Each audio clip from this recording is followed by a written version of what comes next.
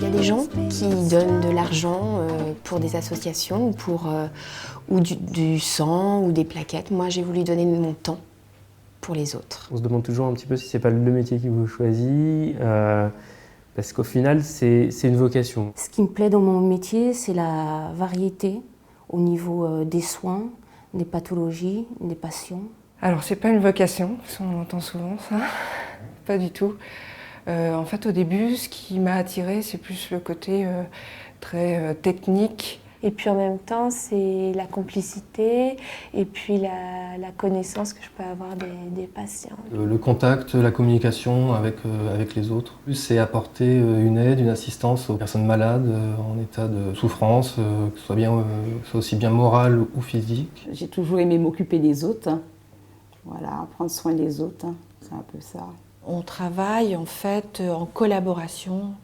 Je dirais même un mot que j'aime beaucoup, c'est auprès des équipes, le compagnonnage. C'est un métier tout jeune au final, comme profession à part entière. On a la création de l'ordre qui est tout récente. Petit à petit, on a de la recherche infirmière qui est en train de se mettre en place pour pouvoir uniformiser nos pratiques. On est en train de prendre de plus en plus d'ampleur sur les actes qu'on peut faire.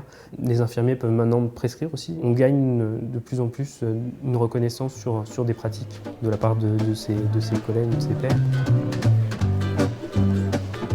On a de plus en plus de patients qui sont dans une précarité tant sociale que, on va dire, familiale. Ce sont aussi bien les enfants que les personnes âgées. Donc nous, on prend ce problème à bras-le-corps.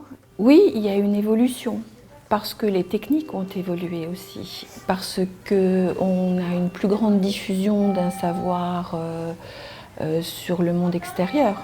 Donc les exigences, la technique priment, et c'est normal, c'est ce qu'ils viennent chercher en premier auprès de nous, qu'on soit des professionnels avec de la technique. Ils sont exigeants, mais c'est surtout les familles qui sont de plus en plus exigeantes, parce que de plus en plus informées ou mal informées, c'est pas forcément bien informées, par les médias, par Internet. D'où l'intérêt de communiquer avec eux et de refaire le point.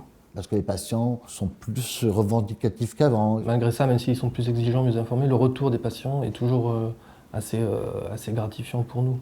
Le soir, ils nous redemandent qu'est-ce que je vais avoir demain, comment ça va se passer, parce qu'ils n'ont pas tout compris. Donc, c'est vrai qu'on reformule en fin de compte plein de choses le soir, et c'est vrai qu'on passe plus de temps à leur expliquer, et c'est une relation qui est totalement différente.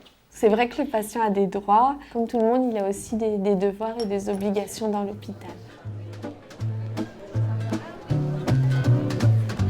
Partager avec les médecins, avec les cadres, avec mes collègues infirmiers. Moi, je vais leur apporter quelque chose et eux vont m'apporter autre chose. Si j'y arrive pas, si j'ai un problème, si je suis moins bien aujourd'hui, j'ai l'équipe derrière. J'appelle et puis on me relaie. Il y a des psychologues, il y a des médecins qui viennent, on discute, on parle beaucoup entre nous, dans l'équipe, s'il y a des choses qui ne vont pas, même avec les médecins. Vous voyez, donc on est ensemble, on travaille ensemble et on s'enrichit ensemble. Les soins peuvent être plus efficaces si on arrive à bien travailler en équipe. Il faut le penser, le soin. C'est pas je vais faire une prise de sang, c'est déjà pour quelles raisons on le fait, comment on le fait et comment on l'explique.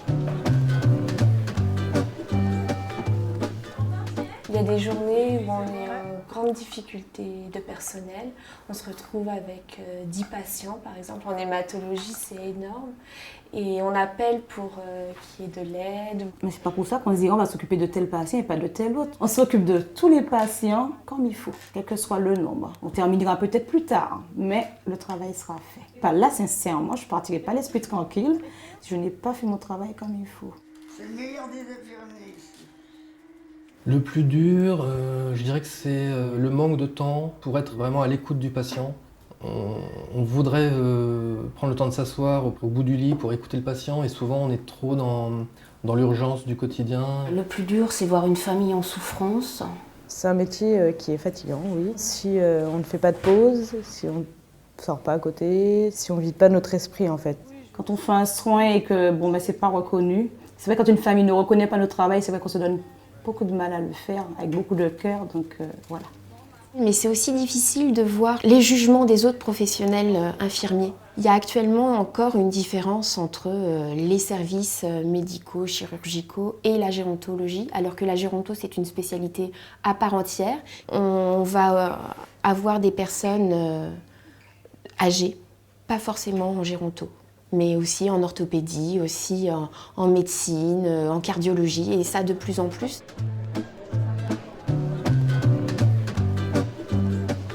C'est quand l'équipe gagne, c'est de réussir à avoir pris le patient, son problème, de l'avoir résolu, de lui avoir permis de repartir chez lui ou de repartir vainqueur face à l'adversité qu'il avait quand il s'est présenté. Mais alors qu'en plus, je vous remercie, c'est vraiment le bonheur, quoi. C'est les échanges humains avec les patients, ce qu'ils peuvent nous apporter, surtout en gérontologie. C'est des patients, des personnes âgées qui ont un sacré vécu et ils nous apprennent, nous on est là pour les soigner, mais eux aussi nous apprennent beaucoup de choses. Ce soutien, c'est une institution, c'est quelque chose qui nous permet aussi d'énormément évoluer. Il nous donne beaucoup de liberté sur les formations, on va pouvoir vraiment s'impliquer.